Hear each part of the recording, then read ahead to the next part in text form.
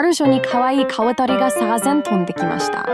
みんなの心を欲す愛らしい子で空中を舞い踊っています。その線やかなごこにはキラキラと光りまき、まるで幸せの象徴のようです。小さな鳥たちの愛らしさにいつも忙しい日常もほんの少し忘れさせられます。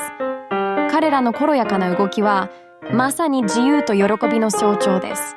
書道たちの秘蔵は心に分やかな風を運んできます。空に広がるその可憐な子に見かぼれながら、私たちは少女たちから学ぶことがあります。